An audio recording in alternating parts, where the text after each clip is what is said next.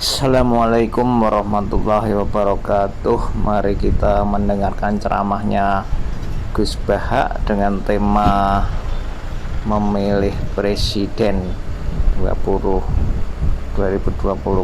Selamat mendengarkan. Makanya saya kemarin Pak Pilpres sering bilang, kalau presidennya ini maslahat, kalau enggak ini enggak maslahat. Mana ada kemaslahatan ditentukan hanya oleh seorang presiden?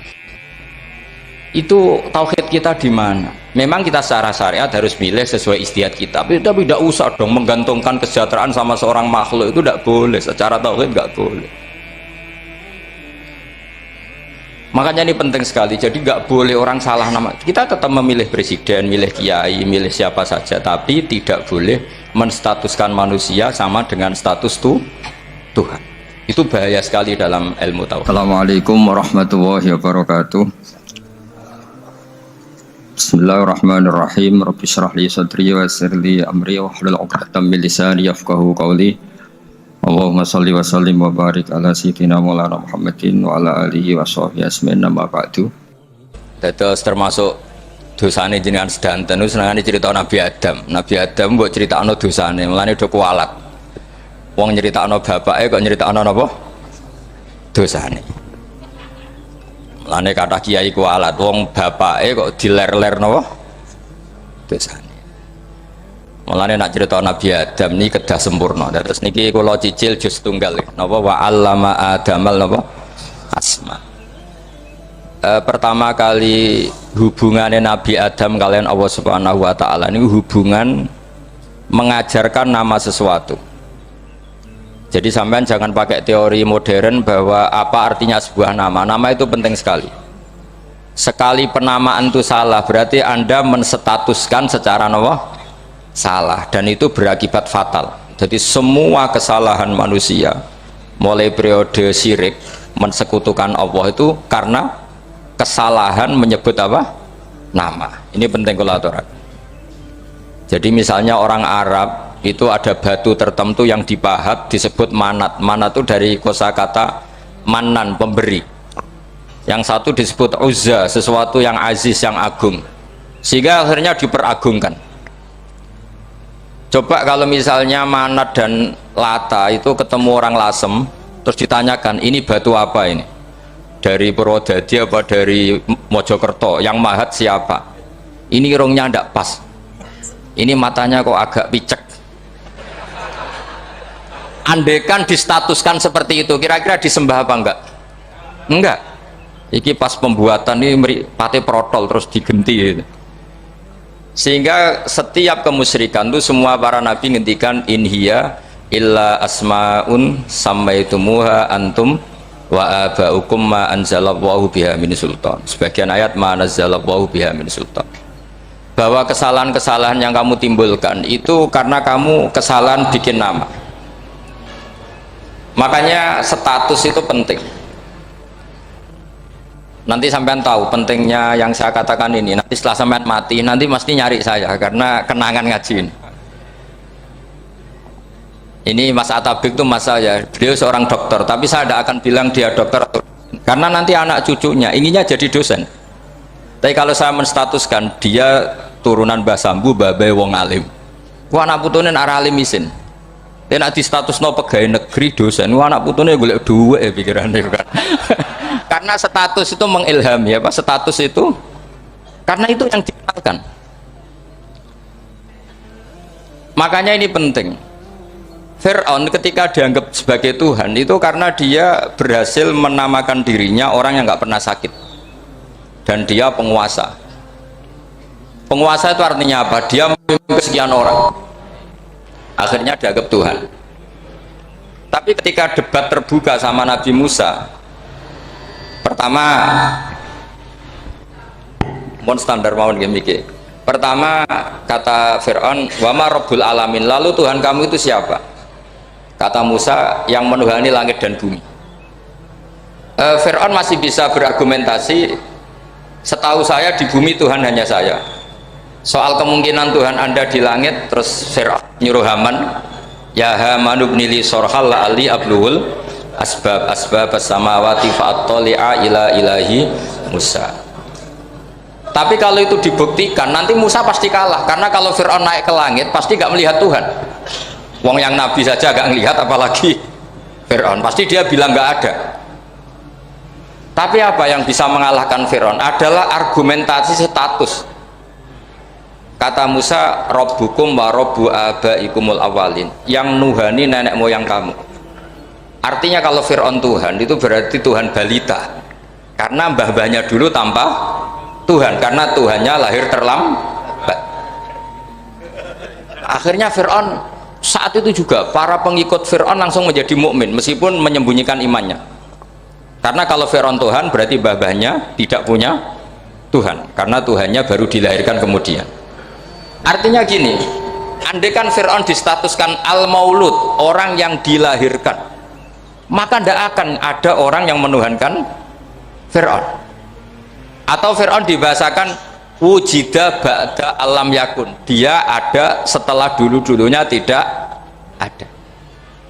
Apapun hebatnya Donald Trump, apapun hebatnya Cleopatra, apa Fir'aun, semuanya itu wujidu ba'da alam yakun, mereka ada dari tidak ada. Yang seperti ini pasti tidak Tuhan. Makanya Allah mengenalkan manusia itu sederhana supaya tidak pernah jadi Tuhan. Hal ata alal insani khinum minad dahri lam yakun syai'am mazkura. Manusia itu siapa? Ya manusia itu makhluk yang ada dari tidak ada. Dengan status itu nggak mungkin kamu tuhankan.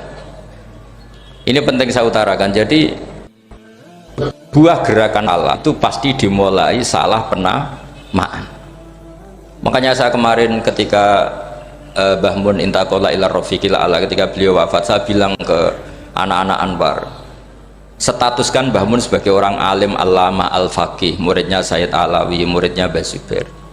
Sekali Anda menstatuskan beliau orang besar, tepaan santri sing mau luhur kepengin ditiru besar tok. Nah niru besar tok terus ana santri mau ita itu tok ngerasa gede repot.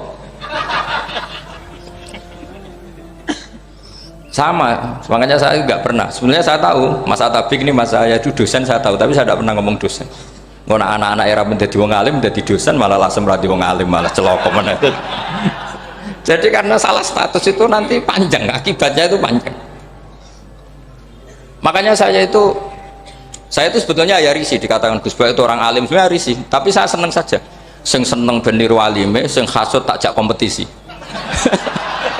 Jadi tak nikmati ya jadi. Jadi sing seneng beniru alime, sing ra seneng itu hasut takjak kompetisi, takjak maca tafsir, nara meriang ya. Engkono paling maca primbon mek terjemah.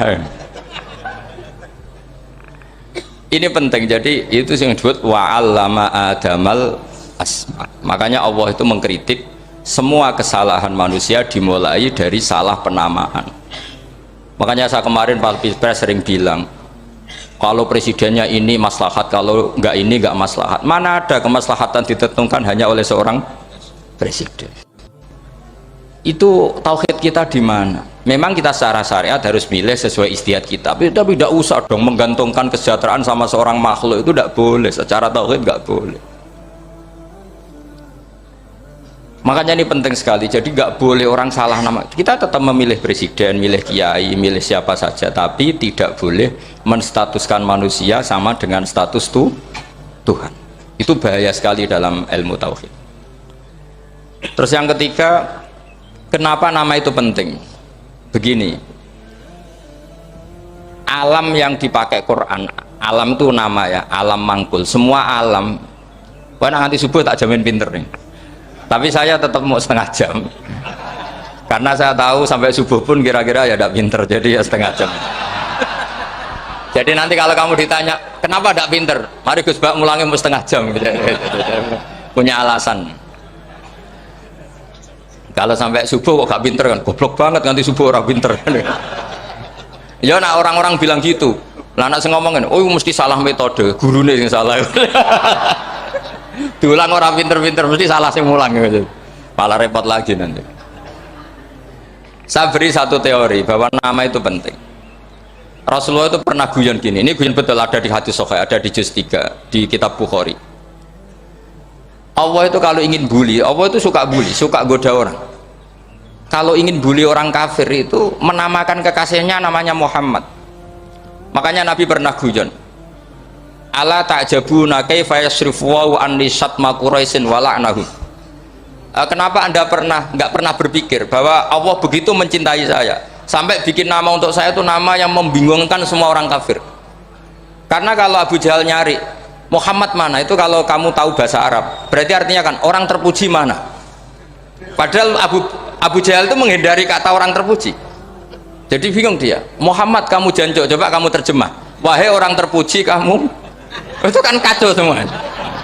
Makanya Allah itu suka bully. Jadi kata Nabi Muhammad, kamu tahu betapa Allah itu mencintai saya dan bikin bingung orang-orang yang menghujat saya, karena mereka kalau menghujat saya tetap menamai Muhammad. Itu coba kalau kamu tahu bahasa Arab, mana Muhammad orang yang berarti kira-kira kalau Abu Jahal Misa itu jancuk kamu Muhammad, berarti artinya apa? Wahai orang terpuji kamu jancuk. Ini kalimat yang kacau kan. Akhirnya Abu Jahal pinter, kalau nyari Muhammad bilang gini, ya mudhammam, ainal mudhammam. Makanya kata Nabi, yastamuna mudhammaman wa yal'aununa mudhammaman wa ana Muhammad. Akhirnya Abu Jahal kalau nyari Muhammad, ainal mudhammam, mana orang yang tercela. Akhirnya orang-orang tanya, mudhammam itu siapa? Muhammad itu loh. Akhirnya dia keliru lagi, ya Muhammad itu loh. Akhirnya ya bilang Muhammad lagi. Jadi kayak apa? Makanya itu saya mangkal kalau sama orang dan anaknya kiai jenenge Agus, karena ya tetap diceluk Gus. Karena ya saya itu punya teman itu gak Gus, mangkalnya bukan main sama anaknya kiai. Dia punya cita-cita anaknya nanti dinamai hanya Agus saja, supaya semuanya manggil Gus. Terus nanti yang hasut ya bilang Dus. Kayak kemarin pas pilpres itu macam-macam. Tapi ini penting saya utarakan, jadi nama itu nggak boleh salah, status juga nggak boleh salah. Makanya saya ingin misalnya anaknya kiai kok jadi pejabat,